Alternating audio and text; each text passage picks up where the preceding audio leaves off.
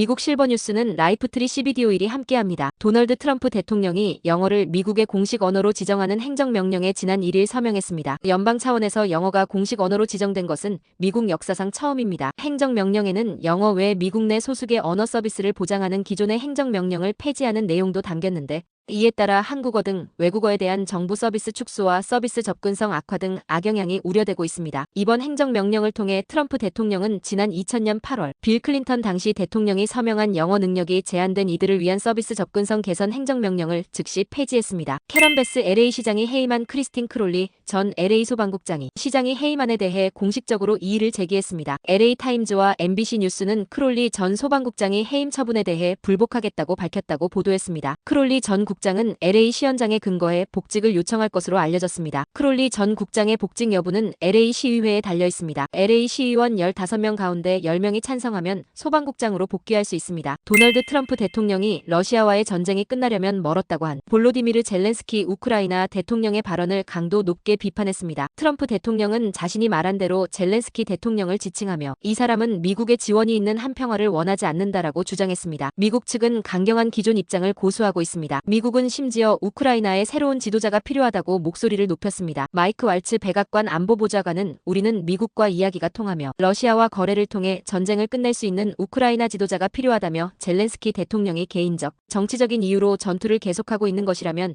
이는 매우 심각한 문제라고 지적했습니다. 트럼프 대통령이 가상자산 산업을 육성하기 위해 비트코인, 이더리움, XRP, 솔라나, 카르다노를 포함하는 전략적 가상자산 준비금을 조성한다고 발표했습니다. 트럼프 대통령은 미국이 세계의 가상자산 수도가 되도록 할 것이라며 이같이 밝혔습니다. 가상자산의 전략 비축은 유사시에 대비해 주요 에너지원인 석유를 비축하는 것처럼 미국 정부가 범죄자들로부터 압수한 비트코인을 매각하지 않고 계속 보유하거나 정부 예산으로 새롭게 구매해서 일정 수준을 유지하는 것을 의미합니다. 트럼프가 언급한 가상통화들은 일제히 급등했습니다. 유명 투자자 워런 버핏 버크셔 해서웨이 회장이 도널드 트럼프 대통령의 관세 정책에 비판적 견해를 내놨습니다. 버핏 회장은 CBS 방송과 인터뷰에 관세를 많이 겪어봤다며 관세는 어느 정도 전쟁 행위라고 말했습니다. 그러면서 시간이 가면 관세는 상품에 매기는 세금이 된다며 경제에서는 항상 그리고 나면 어떻게 되지에 대한 질문을 던져야 한다고 했습니다. CNBC 방송은 버핏 회장의 발언을 두고 트럼프 2기 행정부의 관세 정책에 대한 첫 공개적 의견 표명이라고 짚었다. 그러면서 트럼프 대통령의 징벌적 관세는 인플레이션을 야기하고 소비자들에게 피해를 줄 것이라고 봤다고 지적했습니다. 한국 뉴스입니다. 마은혁 헌법재판관 후보자 임명을 놓고 여야의 공방이 거세지고 있습니다. 여당 권성동 원내대표는 최상목 대통령 권한대행은 야당의 겁박에 동요하지 않아야 한다며 마은혁 헌법재판관 후보자를 임명하지 말라고 요구했습니다.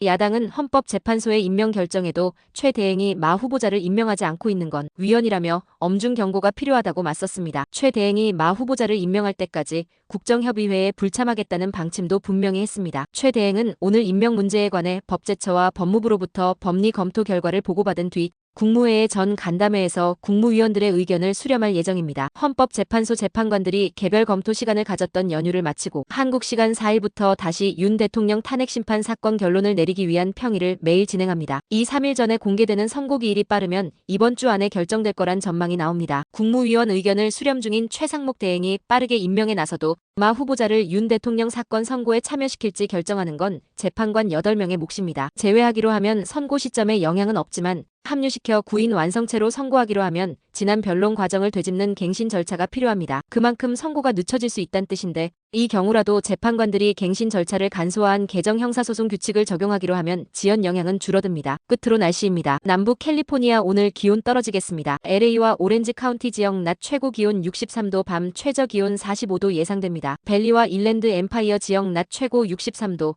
밤 최저 41도 전망됩니다. 해안가 지역 낮 최고 61도, 밤 최저 41도, 산간 지역은 낮 최고 39도, 밤 최저 21도, 사막 지역은 낮 최고 54도, 밤 최저 37도 예상됩니다. 오늘의 뉴스 읽어드렸습니다.